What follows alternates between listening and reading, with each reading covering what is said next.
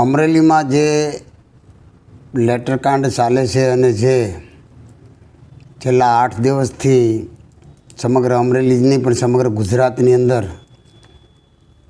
જે અમરેલીનું નામ તમામ જગ્યાએ અત્યારે મોખરે લેવાશે, ત્યારે મારા પોતાને ઘેર પ્રસંગ હતો. મારા પૌત્રના લગ્ન હતા એટલે એમાં રોકાયેલો હતો. પરંતુ ગઈકાલથી ફ્રી થયો ત્યારે બધી જ માહિતી મેળવતા પૂછવામાં આવ્યું કે ભાઈ ગોપાલભાઈ ઇટાલિયા એમણે જાહેર સ્ટેજ ઉપર જાતે પટ્ટા મારી અને દીકરીને ન્યાય અપાવવા માટે એમ કહે છે કે દીકરીને હું ન્યાય ન અપાવી શક્યો એટલે હું જાતે પટ્ટા મારું છું. તો એમાં મારે એટલું જ કહેવાનું છે કે ભાઈ વિરોધ પક્ષની ભૂમિકા નિભાવે તેમાં મારે કશું કહેવાનું હોય નહીં. પરંતુ એટલું ચોક્કસ છે કે અમરેલીની અંદર જે ઘટના ઘટી એ અતિ નિંદનીય છે અને એને સખ્તમાં સખત શબ્દોમાં હું વખોડી પણ કાઢું છું અને એનો વિરોધ પણ હું કરું છું. ગમે તેવો સામે પડકાર હોય તો પણ કોઈ પણ દીકરી કોઈ પણ સમાજની હોય તેની સાથે આવી ઘટના ઘટે ત્યારે હરેક સમાજ માટે શરમથી માથું ઝૂકી જાય, તેને સખ્તમાં સખ્ત શબ્દોમાં આજે પણ હું વખોડું છું. અમરેલી પોલીસે જે કોઈના ઈશારે જે કર્યું છે તે પોલીસ બેડા માટે એક વખોડવા માટેના કોઈ જ શબ્દ નથી. અને કયા શબ્દોમાં વખોડવું એ મારી આગળ અત્યારે કોઈ શબ્દ નથી. એક નિર્દોષ દીકરીને પટ્ટા મારવા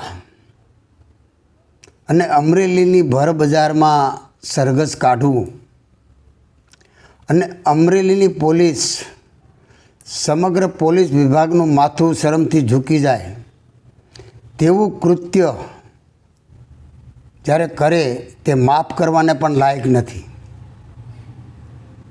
અને અમરેલીની બજારમાં ક્રિમિનલનો જે રીતે વરઘોડો કાઢવામાં આવે તેવી રીતે એક નિર્દોષ દીકરીનો વરઘોડો નીકળે ત્યારે પટેલ સમાજ નહીં, હર કોઈ સમાજ અને સમગ્ર ગુજરાતનું માથું શરમથી ઝૂકી જાય તેવું આ કામ પોલીસ વિભાગે કર્યું છે કોઈને સારા થવા માટે. અને કોઈને સારા થવા માટે કરેલું એવું સંપૂર્ણ દેખાઈ આવે છે. અને જે રીતે ખરેખર આવું કરવા પાછળ કોનો ઈશારો હતો, કોના કહેવાથી કર્યું છે, શા માટે કર્યું છે. આજે મારી ઓફિસની અંદર પણ મારો પીએસ અત્યારે મારી સાથે 15 વર્ષથી કામ કરે છે. એમને કોઈ પણ લેટર હું આપું એમને ટાઈપ કરવાનો હોય, એમને એમ કહું કે ભાઈ આ ઓફિસમાં પહોંચાડવું ત્યાં પહોંચાડે, એ એની જવાબદારીમાં આવે છે. આ દીકરીએ આટલું જ કર્યું છે. બાકી જે કંઈ હોય તે એમાં મારે પડવું નથી. અને આ ખરેખર લેટર કેવી રીતે લખાણો, કેવી રીતે ક્યાંથી આ લેટર પેડાયું, કોની સહી છે, આજે આ બધું જ કલાકોની અંદર આનો ઉકેલ આવી જાય ખરેખર સાચા થાય તો. પરંતુ જે પોલીસે કૃત્ય કર્યું છે ને એની તપાસ થવી જોઈએ.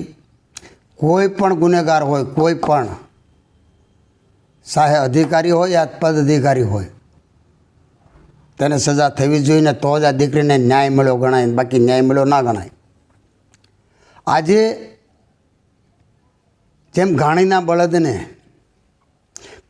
બળદને જે પ્રકારના ચશ્મા પહેરાવવામાં આવે છે અને એને ફક્ત ને ફક્ત વન સાઈડ દેખાય છે, એવી રીતે જિલ્લાના વહીવટી તંત્રને જે વન સાઈડ દેખાય છે ને